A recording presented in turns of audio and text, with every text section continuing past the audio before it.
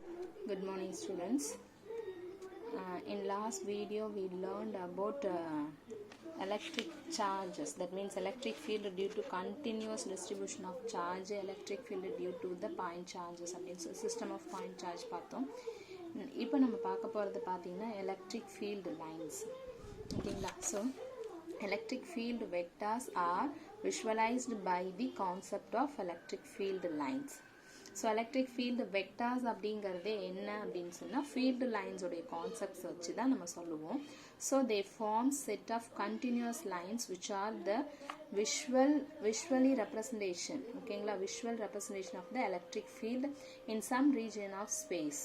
The following rules are followed while drawing electric field line for charges. Actually electric field அப்படிங்கிறது என்ன அப்படின்னு சொன்னால் electric ஃபீல்டை பற்றி கான்செப்ட் நம்ம சொல்லணும்னா எலக்ட்ரிக் ஃபீல்டு லைன்ஸ் ஹெல்ப் வச்சு தான் நம்ம சொல்லிட்டு இருக்கோம். ஓகேங்களா? ஸோ அதை விஷுவலாக ஒரு இது விஷுவலைஸாக ஒரு லைன் பண்ணுறோம். அதாவது எந்த டைரக்ஷனில் இருக்கும் அப்படிங்கிறது நமக்கு தெரியாது. ஸோ இப்படி இருக்குமா அப்படின்ற மாதிரி கெஸ் பண்ணும்பொழுது கிடைக்கிற இமேஜினேஷனில் வர்றது தான் அது. ஆக்சுவலி இமேஜினேஷனாக விஷுவலைஸில் வரும். ஓகே, இப்போ இது ரொம்ப கிளியராக சொல்லணும் அப்படின்னு சொன்னால் எலக்ட்ரிக் ஃபீல்டு எங்கேருந்து எங்கே போகும் நம்ம சொல்லியிருப்போம். Electric field starts at positive charge and terminate at negative சார்ஜ்னு சொன்னோம் இல்லைங்களா? அது நீங்கள் நம்ம என்ன பண்ணுவோம்? ஸோ இப்போ பாசிட்டிவ்லேருந்து நெகட்டிவ்க்கு ஒரு லைனை ட்ரா பண்ணுறோம் அப்படின்னா அந்த லைன் தான் எலக்ட்ரிக் ஃபீல்டு லைன்ஸ். ஓகேங்களா? Right? So the electric field lines start from positive charge and end at negative charges or at infinity for positive charge irunda. For positive charge the electric field lines points radially outward. ஏன்னா அது எங்கேருந்து எங்கே போகுது? பாசிட்டிவ்ல இருந்து நெகட்டிவ்க்கு போகுது. அப்போ radially outward. And for a negative charge the electric field lines point radially inward. ஏன்னா எங்க வந்து terminate ஆகும்?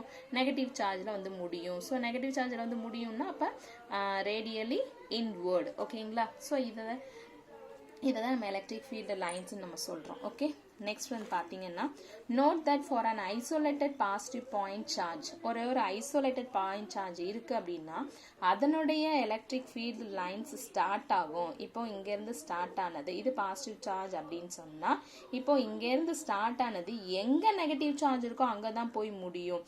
ஸோ இப்போ ends only at infinity. ஏன்னா என்ன விஷயம்னா இங்க ஐசோலேட்டட் பாயிண்ட் சார்ஜ் மீன்ஸ் ஒரே ஒரு பாயிண்ட் சார்ஜ் இருந்துச்சுன்னா, ஓகேங்களா, for an isolated negative point charge the electric field lines, ஏன்னா இது வந்து ஸ்டார்ட் ஆகிற இடம் பாயிண்ட் பாசிட்டிவ் சார்ஜ் ஆனால் இங்கே ஸ்டார்ட் ஆகும். எங்கே முடியும்? Only at infinity. ஓகேங்களா? Suppose for an negative point சார்ஜாக இருக்குது, ஐசோலேட்டட் பாயிண்ட் சார்ஜ் நெகட்டிவாக இருக்குது, எலக்ட்ரிக் ஃபீல்டு லைன்ஸ் எங்கே வந்து முடியும்னு சொல்லியிருக்கோம்? நெகட்டிவ் பாயிண்ட்ல தான் வந்து முடியும். அப்போ எங்க ஸ்டார்ட் ஆகும்? இன்ஃபினிட்டியில் ஸ்டார்ட் ஆகும். For a negative isolated point charge electric field lines start at infinity. Electric field lines start at infinity. ஓகேங்களா? எங்க வந்து முடியும்? and end at negative charge. ஓகேங்களா? so the electric field vector at a point in space is tangential to the electric field. so electric field vector இருக்கு அப்படின்னு சொன்னா அந்த electric field vector வந்து ஸ்பேஸ்ல இருக்கும் பொழுது என்ன ஆகும் அப்படின்னு சொன்னா நம்மளுடைய electric fieldக்கு ஒரு tangential line draw பண்றோம் அப்படின்னா அதுதான் நம்மளுடைய electric field vector. ஓகேங்களா?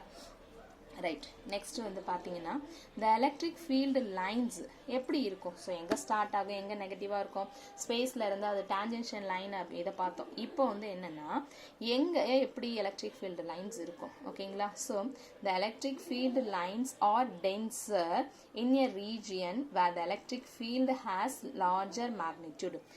எலக்ட்ரிக் ஃபீல்டோடைய எங்கே வந்து எலக்ட்ரிக் ஃபீல்டு மேக்னிடியூட் வந்து மேக்ஸிமம் இருக்கோ அங்கெல்லாம் எலக்ட்ரிக் ஃபீல்டு லைன்ஸ் வந்து அடர்த்தியாக இருக்கும், டென்சராக இருக்கும், மோர் க்ளோஸராக இருக்கும்.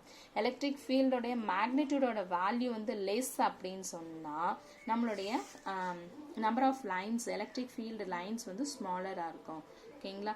in other words the number of lines passing through a given surface area perpendicular to the lines is proportional to the magnitude of the electric field. electric field உடைய magnitude எப்படி இருக்கும் அதை depend பண்ணி தான் electric field lines உடைய டென்சிட்டியை சொல்லலாம் ஓகேங்களா.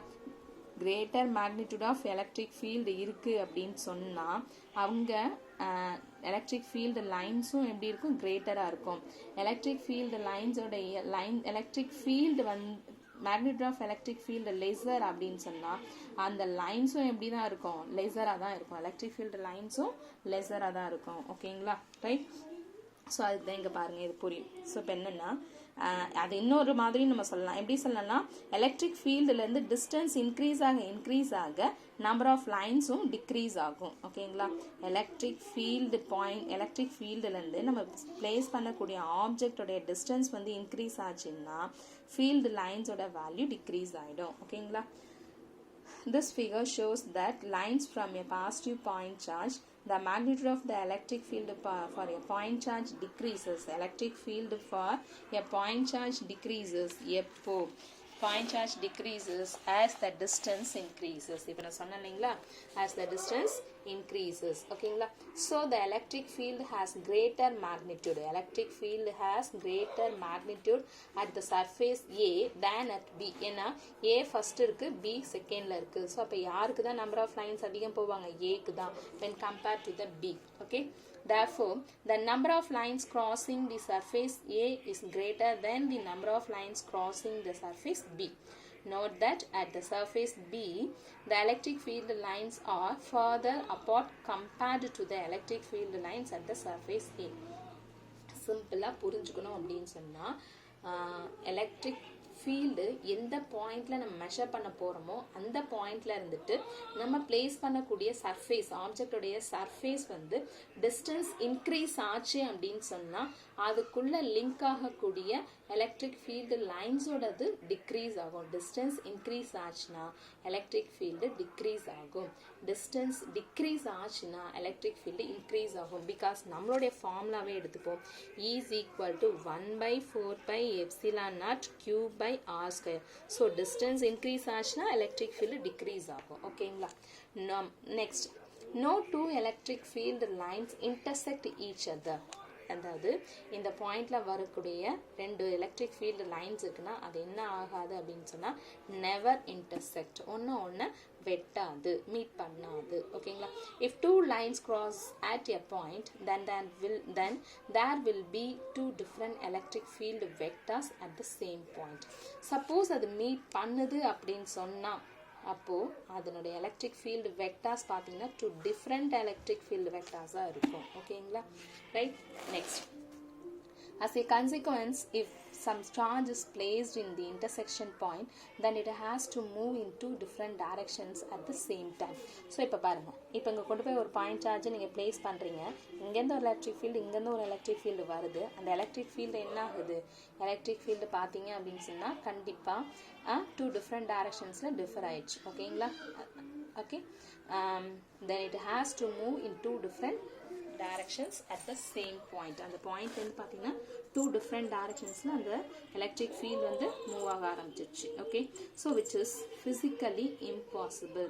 Hence the electric field lines to not intersect. இதை வந்து நம்ம ஃபிசிக்கலாக அந்த மாதிரி ஆகுமான்னு கேட்டால் physically it is impossible because the electric field lines do not intersect ஓகேங்களா. Next the number of electric field lines that emanate from the positive charge are end at negative charge ஓகே. ஸோ எங்கே start ஆகுது positive சார்ஜில் எங்கே முடியுது negative சார்ஜில். That is directly proportional to the magnitude of the charge. directly proportional to the magnitude of charge and is directly proportional to Q. So அதுக்கேற்ற மாதிரி தான் அதாவது சார்ஜ் எப்படி இருக்கும் அதுக்கேற்ற மாதிரி தான் நம்பர் ஆஃப் ஃபீல்டு லைன்ஸும் இருக்கும் ஓகேங்களா. the electric field lines are drawn from for charges plus Q and charges minus 2Q. So அப்போ பாருங்கள் இங்கே என்ன ஆகுதுன்னு சொல்லிட்டு என்னன்னா சார்ஜஸ் இங்கே ஒன்லி சிங்கிள் பாசிட்டிவ் சார்ஜ் தான் இருக்குது. ஸோ அப்போ எத்தனை நம்பர் ஆஃப் லைன்ஸ் வருதுன்னு பாருங்கள், மேக்ஸிமம் 8 நம்பர் ஆஃப் லைன்ஸ். ஓகேவா? இங்கே இருக்கிறது -2q, -2q. So negative charge, ஆனால் எத்தனை சார்ஜஸ் இருக்குது? 2q இருக்குது. ஸோ அப்போ என்ன ஆகும் அப்படின்னு சொன்னால் நம்பர் ஆஃப் லைன்ஸ் வந்து இன்க்ரீஸ் ஆகும். ஸோ 16 லைன்ஸ் வந்து நமக்கு கிடைக்கும். ஸோ அதுதான் நம்ம சொல்கிறது, number of electric field lines is directly proportional to magnitude of charge. Magnitude of charge. Okay, right? புரியுதா அது இந்த பாயிண்ட்டு? ஓகே, ரைட்பா. ஸோ என்ன அப்படின்னு சொன்னால் பார்த்தீங்கன்னா, if charges plus q and minus 2q, note that the number of field lines emanating from plus q is 8 and the number of field lines ending at minus 2q is 16.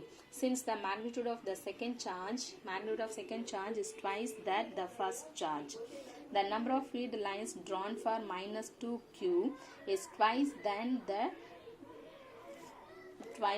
that for charge plus q. ஓகேங்களா? இது வரைக்கும் பார்த்தது electric field lines. ஒரு important question இது.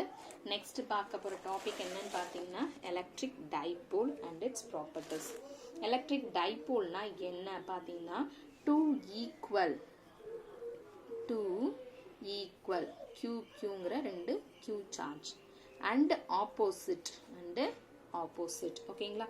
Two equal and opposite charges are separated by small distance constitute an electric dipole. இதுதான் என்னது? Electric dipole. புரிஞ்சுதா?